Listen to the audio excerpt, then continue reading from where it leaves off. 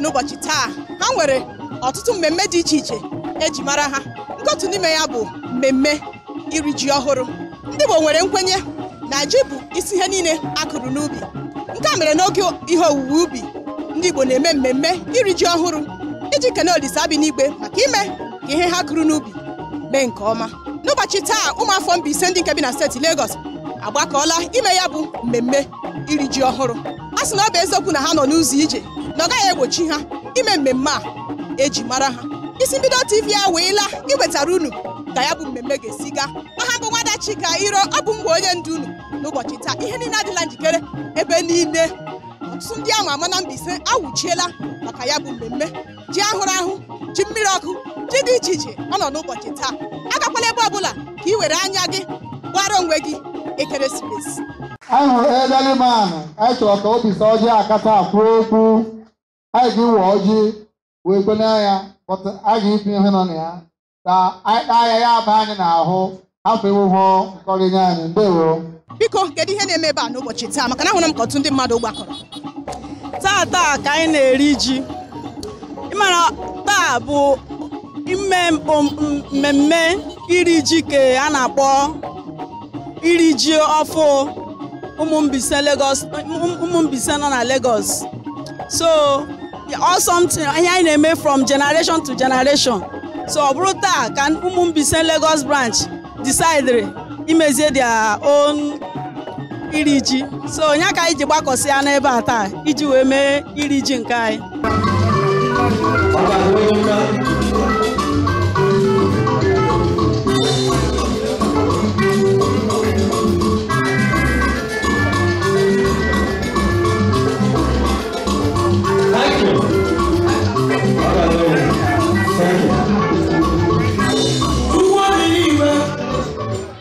Ọtụtụ ndị mmadụ ahapụziele omenala ha na-emezi omenelu. Kedu ihe ị nwere ịgwa ndị dị otu a? Omenala dị mkpa. Omenala dị mkpa. Ọ kwesịrị ịnọ na-eme omenala. But sometimes ọ na-esikwanụ n'aka ndị wu dazi ndị nne na ndị nna ndị mụ ụmụaka. Ọ dịpendịrị otu ha ji zụlite ụmụaka ha na ụzọ ha jiri ụmụaka ha. Ọhụ ụmụaka ha kwesịrị ịnọ na-efolo. So ọ dị mkpa ime omenala. Based on ha kụziere ha ụzọ nke ha ọbụla ha na-ama ha ajụ ese. Because onye ajụjụ anaghị efu ụzọ. Hepianewu civilization. Biko hiwetu aka na ha gbasara civilization lahụ ụlọ. Ihe lahụ ụlọ. Onye gbala azụ ya para ụkwa. Ndewo.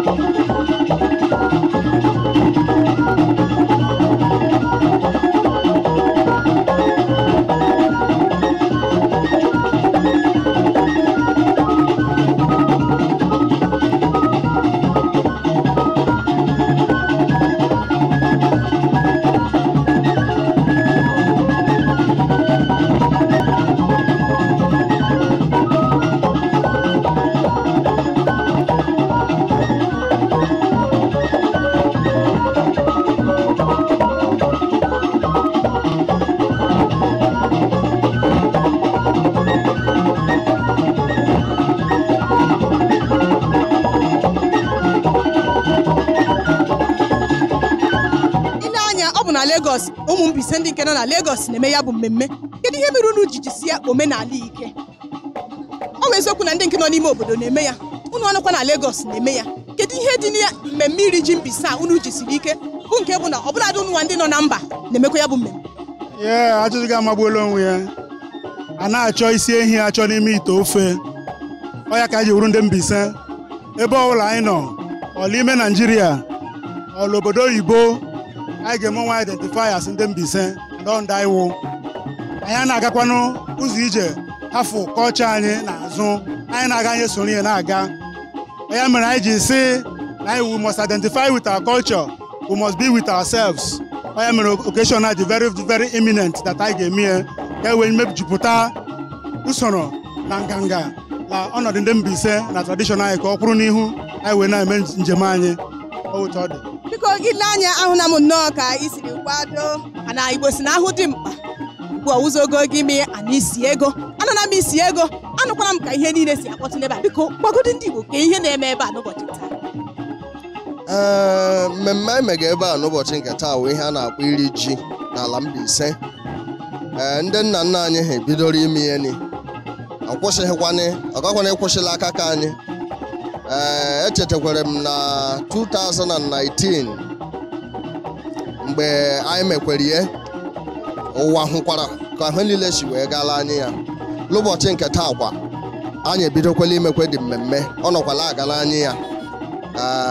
Ụmụ Mbaise niile nọ ebe niile anọghị na Legọs steeti abịaraghị n'ugwu ha today ka ha bịa witness ya ihe emewe n'ụbọchị nke taa.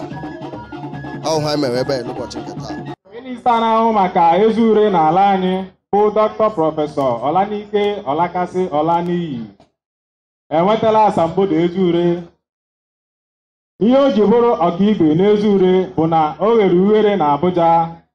Anwụnta niile dị na Surulere na Mushin anwụọpee.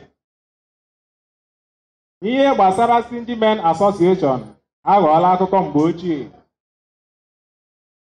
Mgbe onye nta akụkọ anyị gbara onye isi ha ajụjụ ọnụ, o kwuru sio na kemgbe Ụmụọma Miyanki na Ụmụọma Ọsịsọ mụtara ịwakpo ndị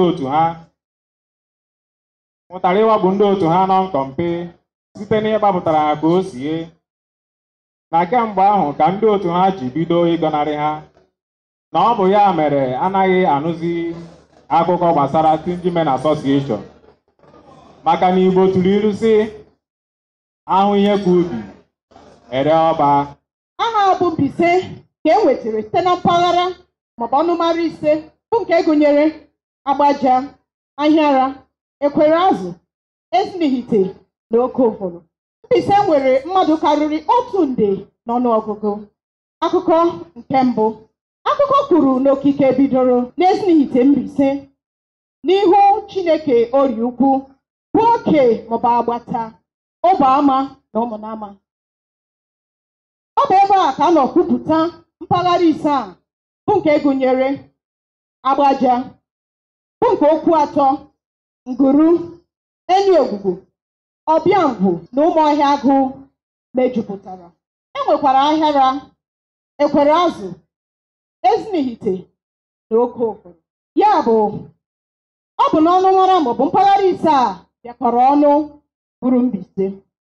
Ọ bụ n'ọnwa Juun afọ 1941 mgbe Maazị Jiamike Iwunna bụ onye si ama Ọhụrụ Ngwuru nke dị na Mbaise nyere Mbaise aha ya site n'iwekọta mpaghara ise a ọnụ. Emechara Ọbịangwu na Ụmụọhịa Agụ bụ ndị nọbụ n'Agbaja bịara kewara n'afọ 1957 ebe ha sonyere Ngọkpala. N'ezie Mbaise bụ oke mba. Ndewo.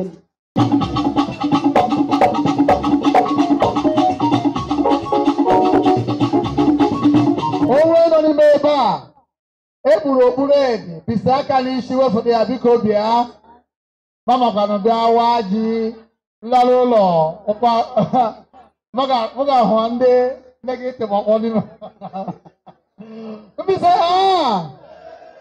anyị echina n'ọba bepụta ji anyị rie ji a ọ ga-edere anyị na mma nwafa Mbaise ihe a dịkwa n'ebe a ime nene anyị ga n'aha Jizọs.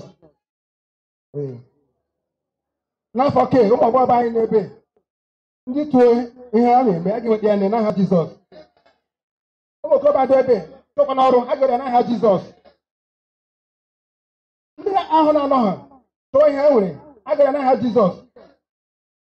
Ụmụ agbọghọ tụọ edi a ga-enweta n'aha Jizọs. Ụmụ okorobịa tụkwa nwaanyị a ga-enweta n'aha Jizọs. Ihe a ga-enweta imenu a ga-enweta n'aha Jizọs. Ya si n'ebe n'ọba ndị a na-ayọ gị ha ga-abaghị ya n'aha Jizọs. Amen. Anyị spelụọ Mbaise a na-awa ji ụna hụna nọ ụna nọ na ngwanụ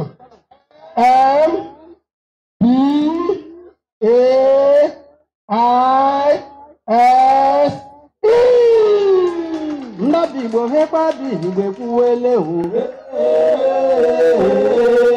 ha ndị Igbo nwa mma o gịnị mere maka na ile anya ọ dị ka ihe a mmemme ndị Mbaise na-eme ma ndị nke nọ n'ụlọ ma ndị nke nọ n'ụzọ ije na-eme kwa afọ kedu ihe mere unu ji jisie omenala aka nọ kemgbe gboo ike? Mbaise nwere omenala ya mere afọ ọbụla na 15th a na-ewepụta ya iji wee mee emume iri ji na Mbaise. Ibe na Mbaise nwere ndị na-akpọ ndị eze eji ndị na-akọsi ji isi ike maka na Mbaise nwere ezigbo ugwu ha na-akwanyere ji.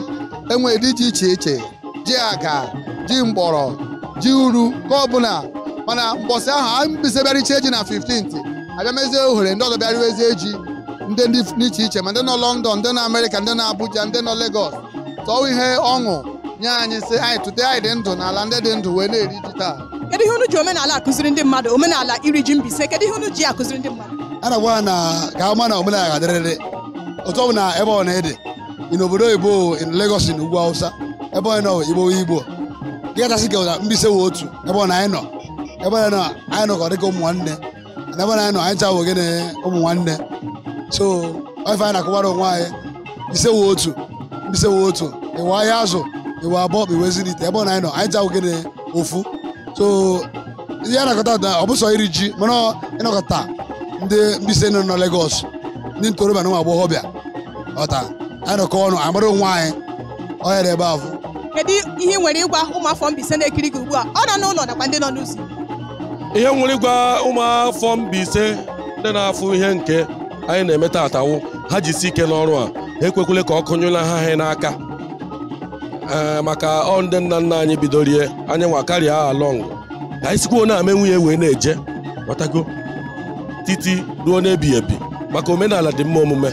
Igbo ndị mụrụ m Igbo mụrụ nze mụọ ọzọ Igbo ndị njem ọnụ unu ahụ na ka mmemme nke ụbọchị taa siri gaa ụmụafọ Mbaise ndị nke bi na steeti Legọs mere mmemme iri ji ha n'ụbọchị taa.